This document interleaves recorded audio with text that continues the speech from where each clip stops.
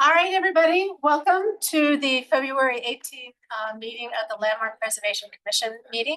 I will begin. I have called the meeting to order at 1 o'clock, and I will begin by what we normally begin, is introducing ourselves. My name is Julie Johnson. I'm the Historic Preservation Project Manager, and I was nominated by the community at large. Larry, you want to start? Yeah, I'm Larry Sykes. I'm an architect and I was nominated by History Colorado. Hi, I'm George Dennis, retired cop, and I was nominated by History Colorado. Nick Lucianis, I'm an architect and a developer, and I was nominated by the American Institute of Architects. I'm Rusty Brown, I'm an architect, and was nominated also by AIA. My name is Chris McGinnis. I'm a forensic architect, and I was nominated by the Mayor's Office. Erica, hi. Hi, I'm Erica Warzel. I'm an architectural historian and preservation consultant nominated by the community at large. Can you move Graham over? So we have, so y'all know we have two commission members joining us virtually. Erica's one, and we have one other.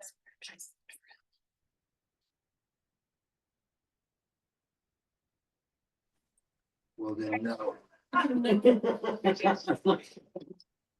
Yeah, I was trying to find a day next week. I was thinking maybe Tuesday, that would be down there for Saturday.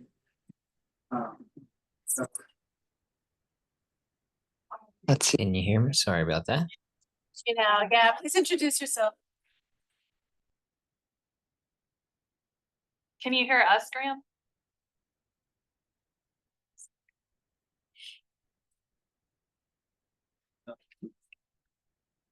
That's kind of like a counter prominent for that. Can you hear us Okay. now? Quick permit. That's cool. Okay, sounds good. Let's do that. Let me Well, so Graham, every time we try to hear from you, we get somebody else's meeting. How about now? Can you hear me now? All right. Sorry about that. Graham Johnson, project manager in historic preservation, nominated by the Denver Planning Board. Thanks, Graham. Emily. Emily Hazen, designer and preservationist, nominated by city planning. All right. I'm Brittany Bryant, Denver Landmark Preservation staff. Perfect. All right, thanks, everybody. Normally this would be when we approve meeting records, but we have none on the docket. So I will go ahead and talk to you all about audio tips for any of you joining us virtually. For better sound quality, we strongly encourage you to download Zoom on your desktop, laptop, tablet, or mobile device. You can click audio settings to bring up an additional menu. You can add a background noise suppression, test your speaker and microphone, adjust their maximum output volumes. For presenters or public commenters, when it is your turn to speak, to mute or unmute, click on the microphone icon at the bottom of your screen. Expanding the menu next to the microphone will reveal additional options like selecting your speaker and microphone devices, test your microphone and speakers, and adjust their maximum output volumes. And if you're still having audio challenges, you can switch to the phone for audio. All right, then let's go on to our public comment period, which is still fairly new to us. And so might be new to those of you joining us. Members of the public have up to 2 minutes each for comments about historic preservation in general in Denver and for items on the design review agenda, business items, and discussion items. Further comments on these topics will not be taken later in the meeting unless allowed by the chair.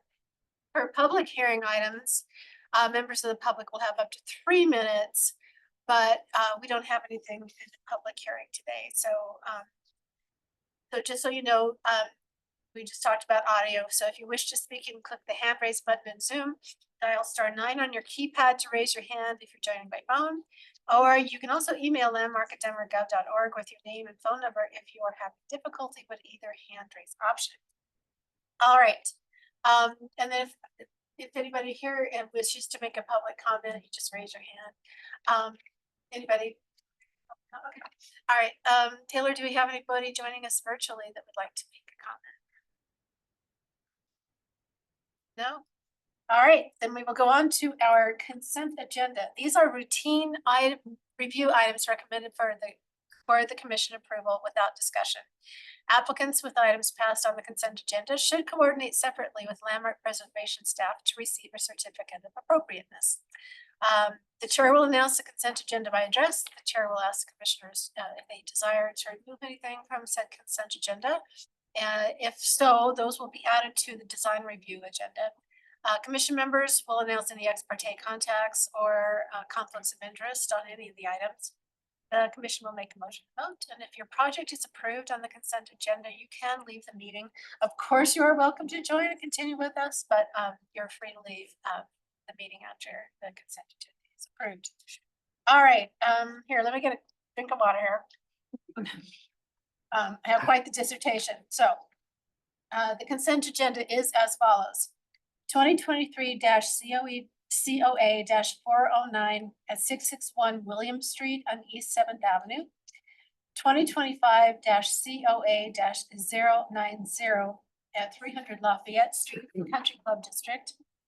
2025 COA 066 at 1535 High Street in Wyman. 2024 TAXC 003 at 4605 Montview Boulevard in Park Hill in our district. 2024 TAXC 022 at 387 Clarkson Street in Alamo Placita. 2024 TAXC 024 at 2539 West 34th Avenue in Potter Highlands. 2025 TAXC 001 at 760 Columbine Street and East 7th Avenue. 2023 TAXC 003 at 740 Emerson Street and East 7th Avenue. 2025 TAXC 004 at 1333 1335 High Street, Wyman. 2025 TAXC 005 at 135 Elati Street in the Baker neighborhood. 2025 TAXC 006 at 2432 Stout Street, Curtis Park A. And last but not least is 2025 TAXC 007 at 727 Marion Street and East 7th Avenue. All right, commissioners, first of all, are there any conflicts of interest, any ex parte? Okay, do you wish to bring anything off of the consent agenda for further discussion? Doesn't look like it. All right then, commissioners, do I hear a motion to accept the consent agenda as read? Chair, George, I'd like to move that the consent agenda be approved as spoken. yes, is there a second? Yeah, Larry has seconded it. All in favor, aye? Aye. Okay. Anybody else, opposed, nay? Okay, great. The consent agenda has been approved as presented. And as I said before, if you are here for the consent agenda, just get in touch with your landmark preservation staff person and get your certificate of appropriateness, and on you go with your project. All right, then design review projects are next. These are projects that require individual consideration by the commission. The chair will announce the design review item on the agenda in order by address. The commission members announce ex parte contacts and conflicts of interest. Staff will introduce the application and recommendation, which will be limited to 10 minutes. Commissioners can question staff. Applicant presentation will follow, and that is limited to 10 minutes. Commissioners may question the applicant. Staff will clarify if necessary. Commission will deliberate, and then the commission will make a motion and vote. All right. We have one item on design review this afternoon, and it is 2025 COA 026 at 324 North Corona Street in Alamo Placita. And Amy is our staff person today. Amy Amadon, representing Landmarks team. I want to say first that this is a project that Jessie has been working on for some time, and she's on vacation right now, which we're very happy for her. But I will do my best as a substitute here. Part of the reason I am doing this today is that staff made an error in the upload of the packet for the last meeting, which inconvenienced the applicant. So we apologize for that, for prolonging the process for them. Just want to acknowledge, I'll do my best to present Jessie's work here, representing the staff recommendations of this project. So we're here to talk about 324 North Corona Street, which is a 1916 home in the Alamo Placida Historic District. And the proposal before you is a side addition, window and door alterations, and a pergola. Next slide, please. And this is a plan view showing the addition, which sits at the southeast corner of the home, spanning between the house and an existing garage. You'll also see in the lower right image the pergola that is proposed to run along the north and east edges of the structures. Next slide, please.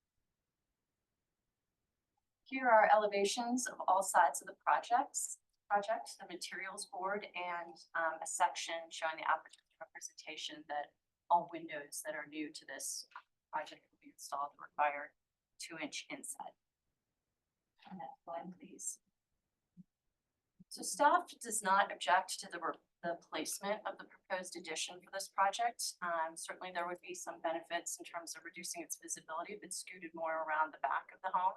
But we understand that having some outdoor space is a benefit to the property owner. So we think that we can work together to find a project that would meet the design guidelines with this placement. However, we find that the proposed height of the addition is creating a number of conflicts with the guidelines. So as you can see in these images, the flat roofed addition that is projecting some 16 feet on the south side of the existing home has an interior plate height of 11 feet 2 inches, and the lines that Jesse has carried across here showing you the relationship between the new and the old show that this flat roofed addition is set at a height of the top of the pitch of the front porch roof and not something lower that would align more with the plate height of the historic home. So this has a number of spin-off effects that I'll discuss in a moment related to fenestration as well. But staff finds as a starting point that the height of the addition is creating some incompatibility, and the character of the roof, where it's sort of floating on top of clear story windows, is quite a different architectural vocabulary than this resource, and that's a concern. Next slide, please. In these elevations, you can see some of these relationships between windows, especially on the front facing facade, the street facing facade.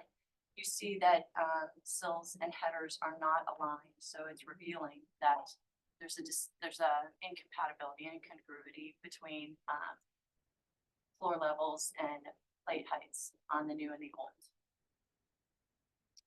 Next slide, please.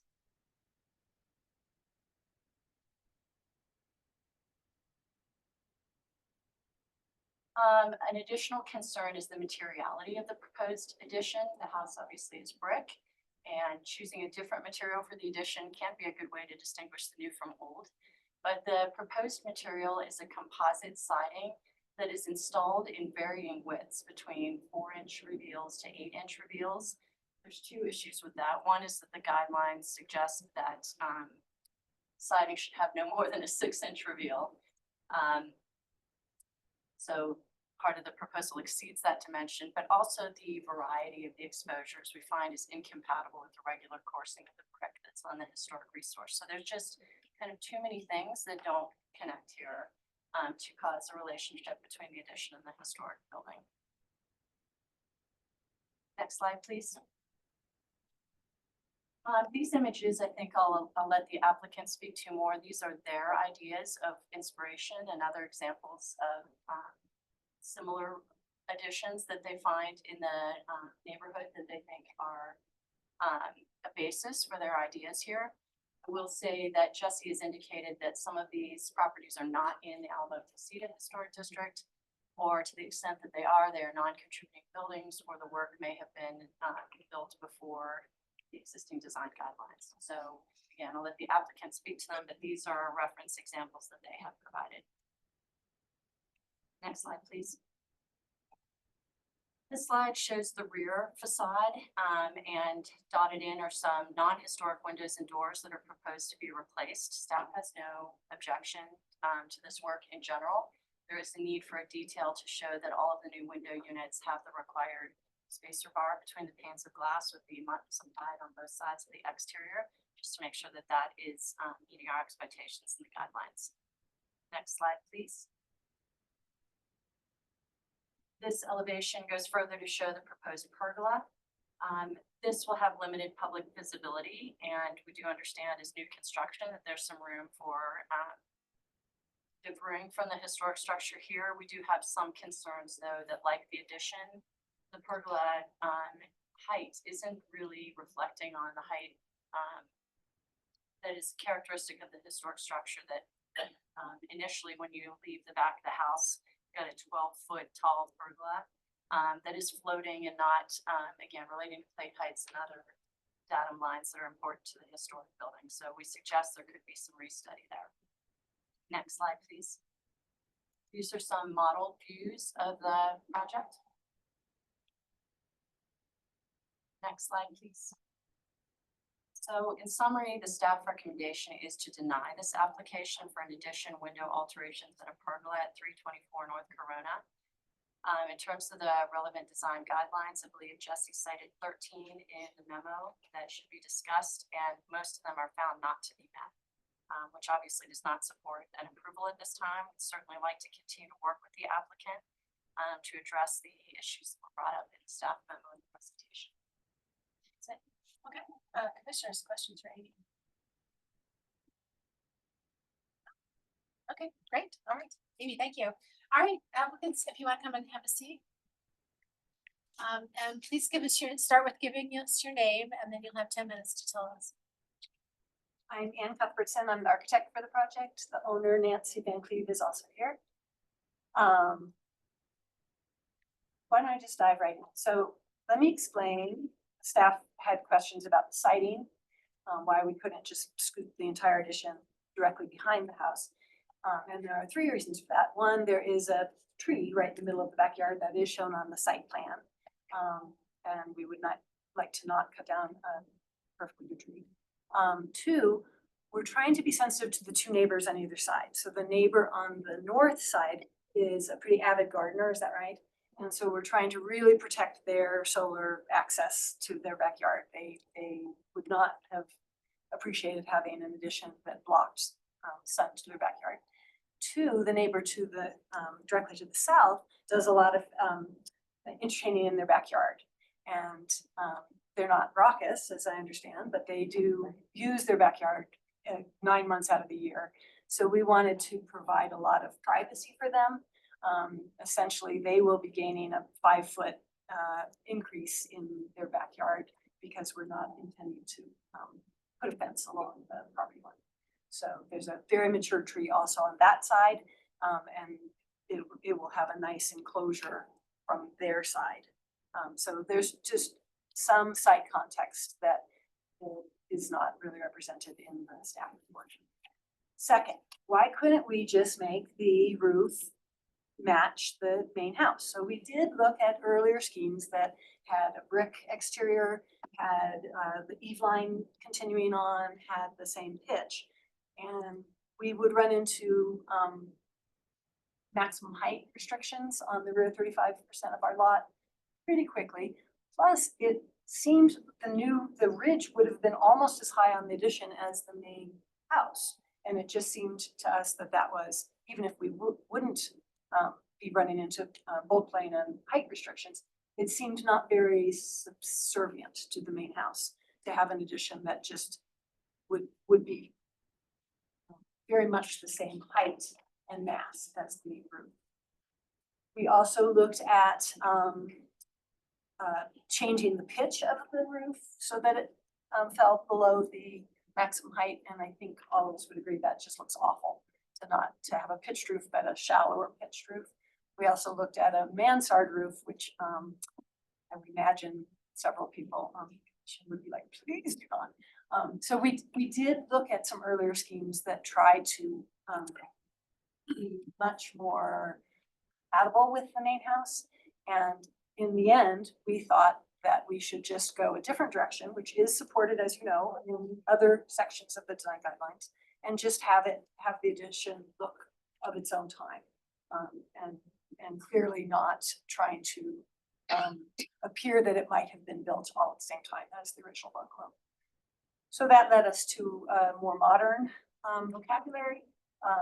The context photos that were submitted earlier it is fair to say that there are a number of images in the Alamosita neighborhood, and directly the Clarkson is on 7th Avenue, but it is, 2 blocks away from the Alamosita district. There are several examples where additions have a far more modern or contemporary character, and yet I think work reasonably well with the existing houses. The one on Emerson, directly in the middle on the bottom row, is 2 blocks away from this project. So it's not accurate to say that there aren't in the district, very close to where we're proposing, examples of both a much more modern vocabulary and clerestory windows very similar to what we're proposing. So then I wanted to say, we have worked with staff already on a number of changes to the design. So what you're seeing is the result of a few rounds going around. Certainly, of the remaining staff suggestions, there are a couple that I think would be very easy for us to accommodate. The siding question, if we went from an 8 and 12 to a 3 and 5, varying of the visible height of the siding, that would still leave us with a masonry module, which is what we're trying to have. And I think the owner is perfectly fine with making that as a change. We didn't want to change it before this meeting because we didn't want to further delay the process, but that is certainly a very easy change to make. Other changes that the staff are suggesting would be more problematic. We could lower the roof somewhat. I think if we lowered the roof as far as they're suggesting, which is down to the eave line of the existing house, we would have literal headroom problems coming from the main house into this addition. So there's a few things that would be structurally problematic, and just in terms of moving from the house to the addition, problematic for us. Certainly if there are things related to the pergola that are, just lowering the trellis is something that would be a condition for your approval. We would certainly be happy to consider that as well. I wanted just to go through a few impact considerations, because I know that's the primary thing, is how is this impacting your direct neighbors, your street, your district? And we've already talked about the impact that we're trying to be respectful to both the neighbor on the north, the neighbor on the south, and to the neighbor directly across the alley. By having our addition where it is, it preserves their west sun into their yard as well. I think that the addition is visually subordinate to the main house in ways that a pitched roof, even if we could get a zoning variance to do it, would not be as visually subservient to the main house. And I think that the language is that it's clearly recognized as current construction, which is another section of design guidelines.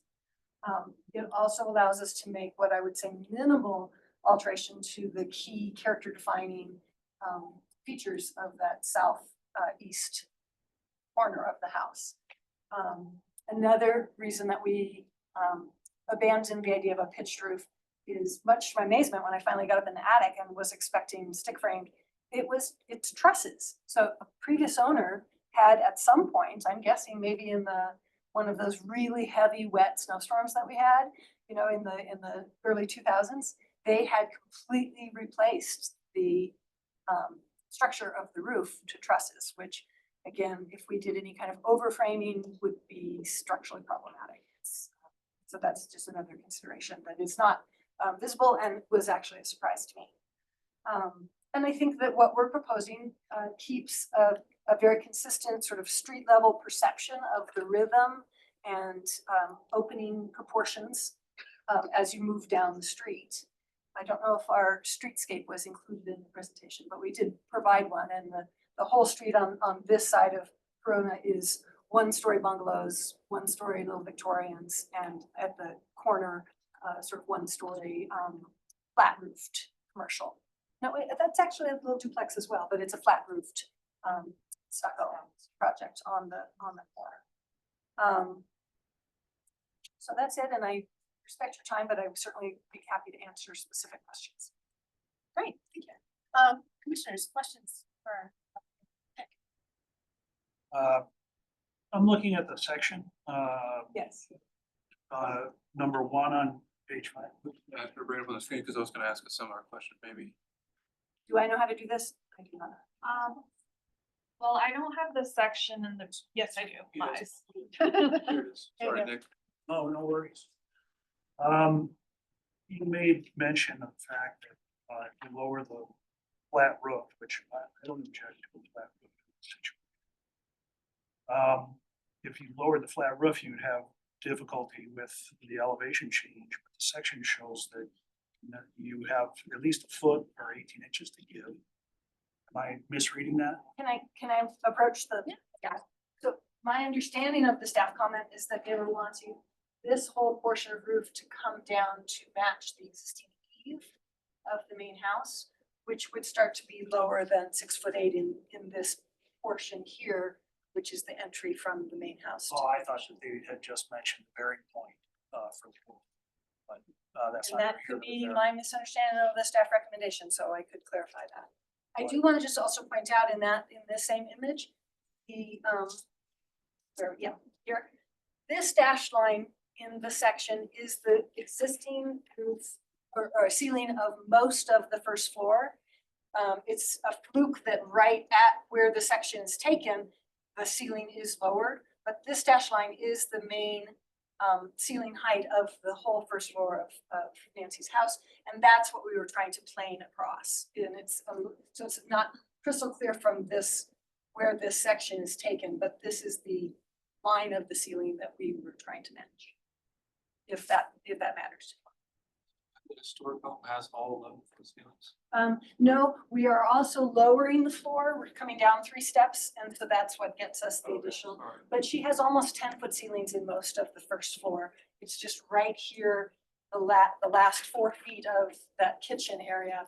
And I'm not entirely sure why that's dropped. That's certainly something we could explore, is trying to restore that during construction. If I may speak, I did have an interior remodel when I bought the house.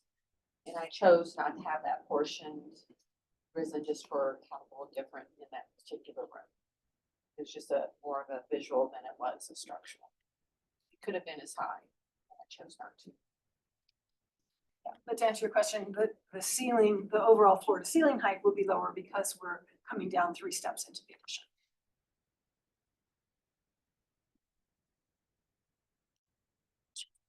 Okay, all right.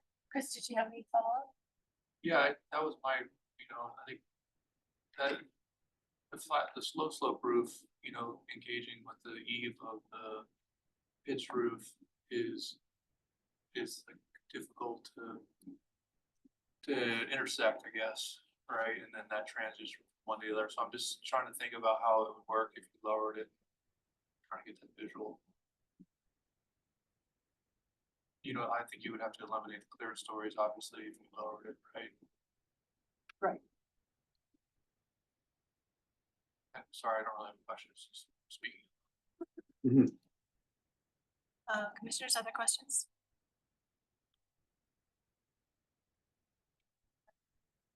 Okay, great. And thank you very much. No further questions. All right, staff, did you want to make any further comments? Okay, great. Then we will go into deliberation. Commissioners, what are your thoughts here? I agree with staff, on the whole. I don't object, as I said, to the flat roof. I do believe it has to come down. Clear story, no clear story, different, the materiality of it. I'm a little indifferent. I'd like it to pick up on some more of the cues from the main house relative to soldier course at the floor level, first floor level, carrying through in some way, or just the way that it meets the ground. It just seems not as graceful as it could be. So, for those reasons, I support staff and perhaps have the applicant come back and take another look at all this.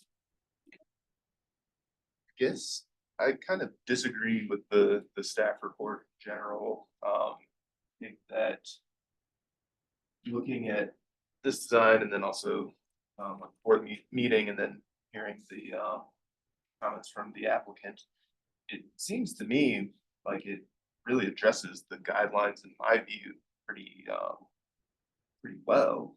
It's subordinate in scale. I mean, it's well below the height of the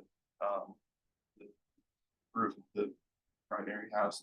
The siding is fine, which I know staff doesn't have any concern about placement on site. And then in terms of the kind of I guess thinking of window placement, materials, and clear story piece. To me, the fact that the windows step down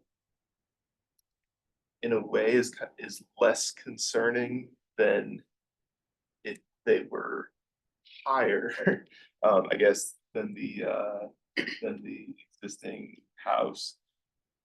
I feel like that is in keeping with the general spirit of guidelines of particularly subordination. And then the fact that the floor steps down, it makes sense that those windowsills would be at normal heights there. And then the clear story, I think, is a really interesting approach, a kind of contemporary, I'm reading this anyway as a kind of contemporary reference to the half timber gable end elements in the original house, with the siding clad element part as the kind of heavy brick reference of the main house.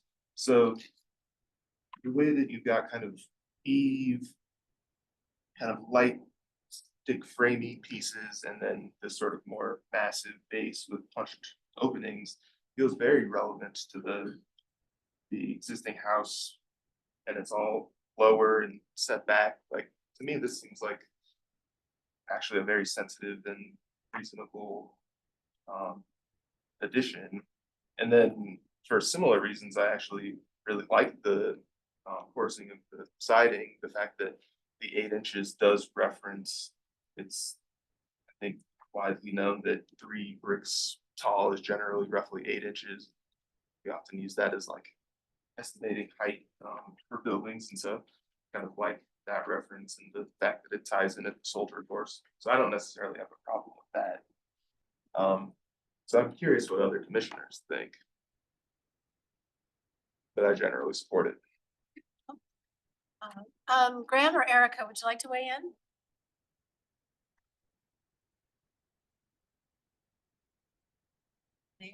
Can you guys hear us? Okay, nobody wants to, you don't have any comments? Nope, sorry, I'm searching for the unmute. Here I am. You know, Larry makes some compelling points. I initially agreed with the staff report, and I think apologize for the background noise too, but the 2 very different forms are atypical of how we see complementary and subordinate.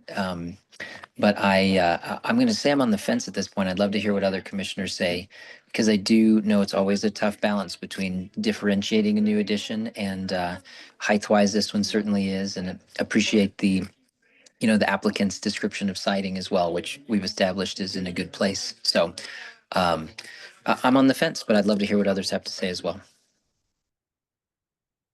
Erica? Sorry, I didn't jump in earlier. I'm waiting for coughing to pass. So apologies if it starts up again. I think, I agree that the flat roof is actually, the form of it isn't necessarily problematic for me either. I think what it comes down to is, and I apologize, I don't have it right at my fingertips, but there's one of the guidelines talks about not contrasting, starkly contrasting. And while I think some of the elements of this addition work with what the applicant was describing as their goals and differentiating while being subservient, I think at this point, there's still enough of quite a bit of contrast in the architectural vocabulary for me that I still am not entirely convinced that this is appropriate and meeting the guidelines as much as it should. So that's kind of where I stand at the moment. Thank you. George? Yeah. Chris? I mean, my big hang up is kind of materiality, right? We have like, this addition looks mid-century, in my opinion, very mid-century with clear story windows. And then it has siding, and so it's, and then we have this, kind of more traditional house attached, so I don't know, it's more like if it had some brick and maybe even the water table, as Nick suggested, that it would be subservient in modern times, but also kind of complement the original home. So I'm still having a little issue with, it looks so, as Erica pointed out, it looks so different. It's so contrasting that it almost, they look like two separate homes, in my opinion. So that's where my hang up is, and I generally support staff's recommendation. Yeah, I'll just say that the height really does kind of concern me. It feels out of scale to the rest of the structure. The other issues, I don't have a problem with, but it seems as though it would be feasible to pull to keep the clear stories, but pull the line down so that the heads.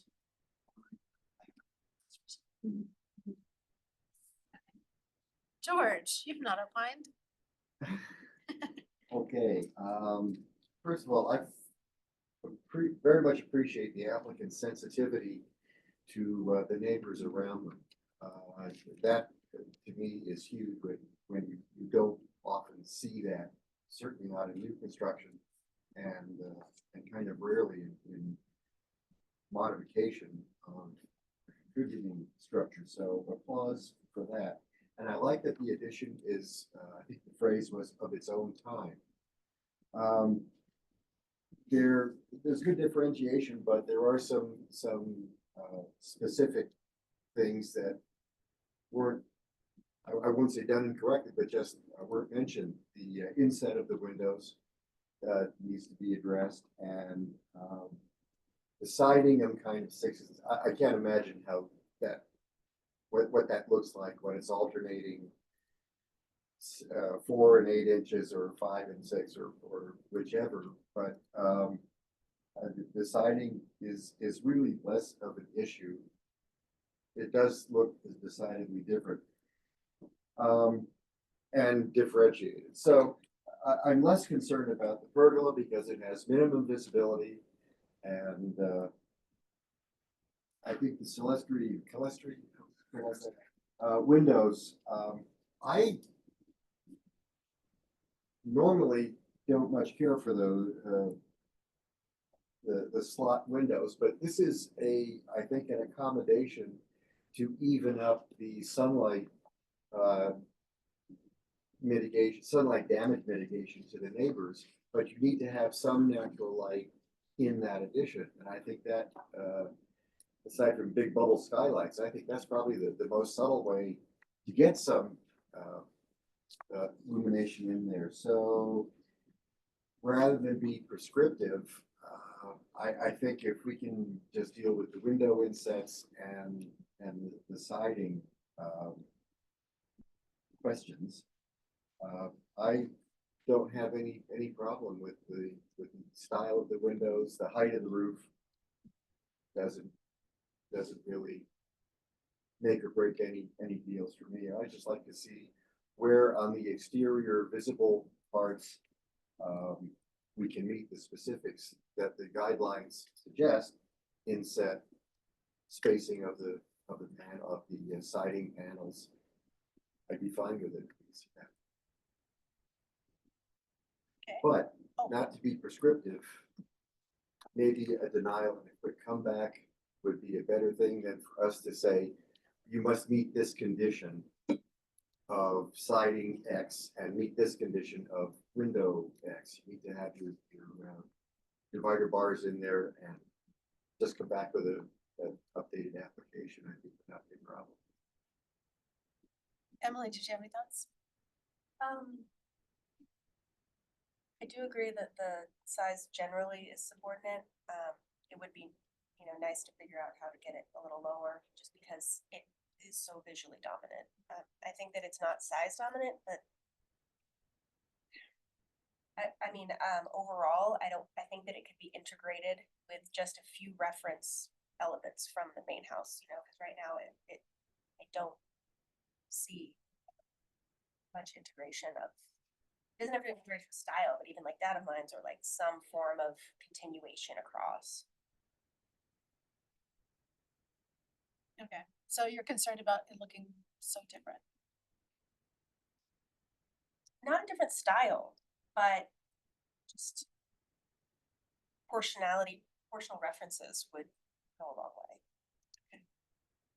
So personally, I would like to see it revisited, even in a, I don't think it has to be completely reconsidered as a proposal, but the detailing is important to me. Okay.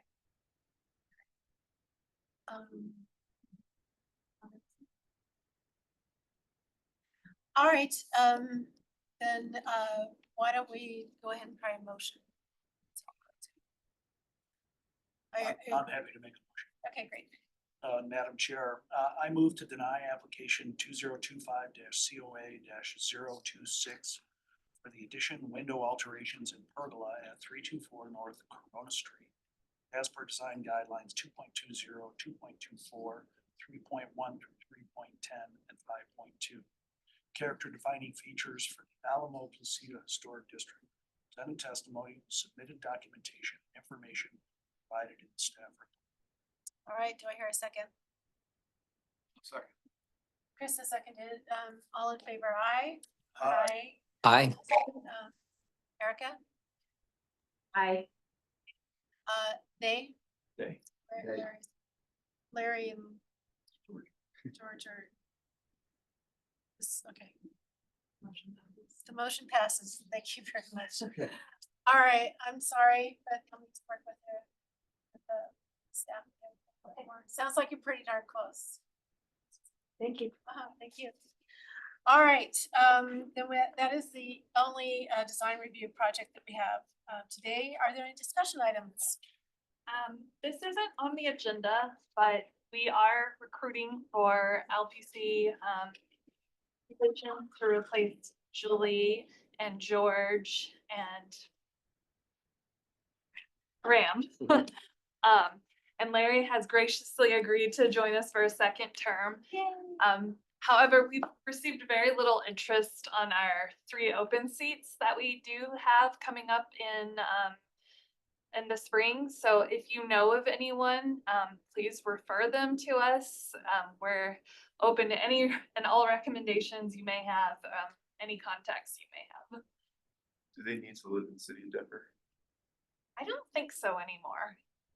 Let me look into that. It used to be yes, but I don't think so anymore. I think when we updated our ordinance, we got rid of that. But I will get back to you. Oh, yeah, because that makes a huge difference. Yeah. They do have to be residents. They do? Okay, cool. Good to Thanks, know. Adam. Thank you, Adam. All right, that's all? Nothing else? All right, then it is 1:45. I am adjourning said meeting. Thank you, everybody. Stay warm. Okay, so- 60 degrees in the forecast this weekend, just saying.